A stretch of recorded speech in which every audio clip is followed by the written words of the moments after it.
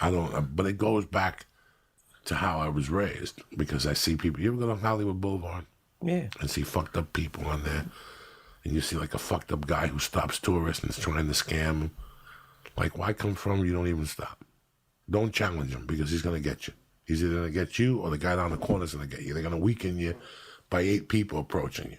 But if you don't stop, I don't stop at all. I've never stopped. See, My mother would not let me stop. You don't learn this shit where I'm from, I guess. No, you don't Maybe stop. that's why New York City still freaks me out. Yeah, you don't stop. You keep walking. You don't make eye contact. I don't know what you're talking about. If they really get in your mug, you're from another country. Sprechen die Deutsch? You just say some 2 words and they go, oh, we're sorry. And you just keep fucking walking. You know how many times I'll talk Italian? I don't even know what the fuck I'm saying in Italian. You'll get a German one time and then you'll be fucked. No, I never said German. I never. You never speak, no? No, I'll just, whatever the fuck they tell me they speak, I don't speak it at all.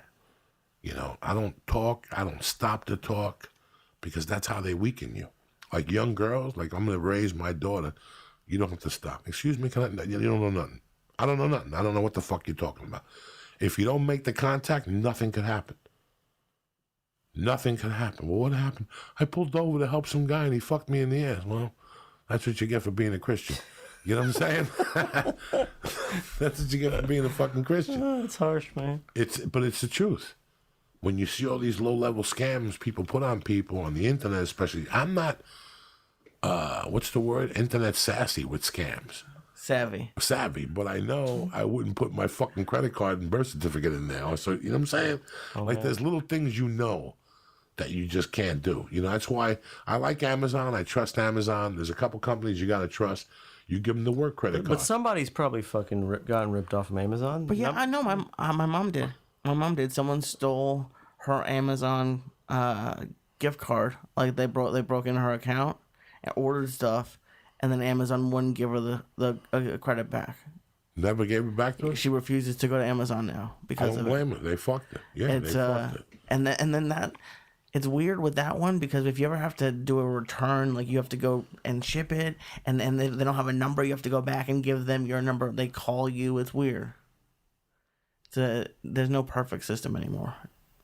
No, I don't. But it all goes back to that. Just don't get involved. You don't know nothing. I don't know nothing. I'm sorry. Well, I needed these lessons when I was a kid. They talked to you. They called you, Mr. Wheeler, and said you would write this song. I don't know nothing. I don't know what you're talking about because people come up to you with assumptions also. That's the best. They come up to you with assumptions of things you're going to do. What I get all the time now is people, like, I don't know how they got my email or whatever, Facebook, like, send me lyrics and fucking song ideas, hoping that I'll write one close to that so they can fucking sue me. But I try to just delete it really fast. No, it's really quick how they have different, when the Death Squad thing started getting popular with Rogan, it got obscene how they would work each one of us.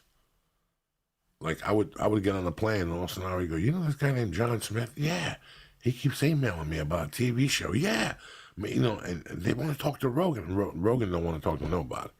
If you want to talk to Rogan, you got to call his manager. He don't take a call, an offer. He don't know nothing. You send Rogan an offer and you just shot yourself in the fucking leg. And I got to be the same way because you got to cover yourself. You know, we try to be nice people. Yeah, come out to my birthday party. I'll give you the cash you want. And then you get there and you got to sleep in the barn with the mule. Or, you know, you got to go meet the whole fucking family. All that fucking shit. Yeah, you got to get that shit. How about 10 grand to play my birthday? Sounds good. Yeah, that's it. Or if not, it's a fucking nightmare, Lee. So when people contact me now, I don't even answer them back. You can contact me all you want about your fucking gigs. Go on IMDb and see who the fuck you got to contact and call them. That's your best shot. Because I got a wife and a kid, you know. I'm just not going to go to some fucking town and take my chances. I got to get covered, you know, the whole from fucking A to Z. And I say this because I've been burnt 30 times. I've been burnt 30 times. You know, you say that you learn from experience. What was the worst burn you got, you think? Like $1,000 when I really fucking needed it. And how'd they get you? No ticket sales, not enough ticket sales. There's always a bullshit story. Yeah. But then that night, I got a knock on my door from the radio station. He ran out in the radio station, too. That was my fault. I got a deposit. I always got a deposit, and I got half of my deposit, half of my pay when I got there. You know, a lot of clubs say they'll send a check. I'm like Chuck Berry, bitch. I leave with my cash. Yeah, You know, there's no reason to send me a fucking I check. remember we were leaving a gig and this guy wanted to take his picture with me. He's like, I'm the promoter, and I was in the fucking van. I was like, I didn't want to like. I was there for 3 hours. Take a picture then, so just leave. Next day, my manager calls. He's like, "There's like 80 fucking people on your Facebook page saying that you were a cocksucker last night." It was that same dude who didn't get his picture taken, like covered my Facebook page in like fucking insults and shit. And then I told my people, they're just like, don't ever book me at this fucking. It's just like it was a way to like make me. It's trying to make me look like a fucking asshole, like saying that like I was being a dick, but they were like claiming that I was being a dick backstage. Listen, 2 weeks ago I was where? Magoobies in Baltimore. The place seats 300, 400 fucking people per show. Okay? They have a certain area where you could mingle. You can't go out in between shows. You can't go out in between the first and second show. Because there's 700 people out there and it's all congested. They're trying to clean out the room. And these people want to take pictures. So last week, I didn't take pictures for the first show. Did I feel bad? Fuck yeah, I felt bad. But it's too much controversy. People don't get it. People don't want to fucking do it. People that, you know, like there'll be a line for people coming out of the second show, and they'll be taking pictures, but then there'll be a line for people going into the first show, and they'll walk away from the line to take pictures instead of waiting until after the show. So then now there's an argument with them because they didn't fucking walk away from the line. It's always something. So the club told me like a year ago. Different clubs said, do us a favor, don't go out there in between shows because it's just too much. It's too much confusion, and our wait staff can't get the tables clean. They can't run with all those people in the hallways. So that's the only time I won't take pictures is in between shows if they're busy, and if the place shares the same door. There's a lot of places I could send people out the back door and take the pictures from stage, but then they're still in the way of the fucking wait staff. So it's a no-win situation. People are going to get pissed off. You know, now people don't come to the late show, come Thursday. Now people know don't come early because the places are small and they get packed. Well, for you, you got to piss off.